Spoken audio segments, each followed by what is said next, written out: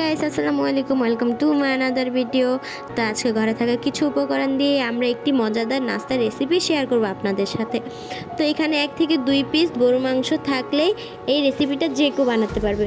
তো আমি এখানে 1 পিস গরু মাংস নিয়ে এটা একটু পুতার সাহায্যে ভালোভাবে থেতলে নিয়েছি, যাতে এটার ভিতরে মশলাটা ভালোভাবে ঢুকে ও ভিতরে ভালোভাবে কুক হয়। তো আমি কিভাবে থেতলাচ্ছি এটা একটু খেয়াল করে দেখলে এটা যে কেউ পারবে।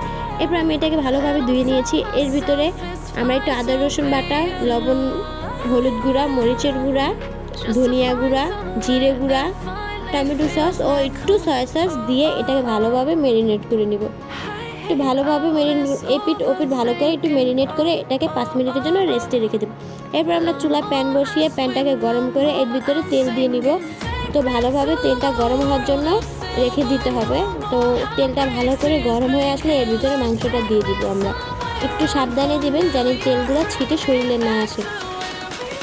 তো আমি এখানে মাংসগুলো তেলের ভিতরে দিয়ে দিচ্ছি। একদম লো আছে এটাকে ভাজতে হবে যেন ভিতরে ভালোভাবে কুক হয়।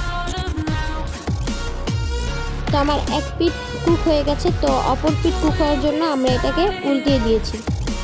এরপর আমরা এটাকে উঠিয়ে নেব। আমাদের এটা রেডি। তো এখানে প্রচুর তেল থাকে, তো এটা একটু টিস্যু দিয়ে তেলটাকে একটু চেপে চেপে মুছে নিলেই রেডি বিকেলের নাস্তা।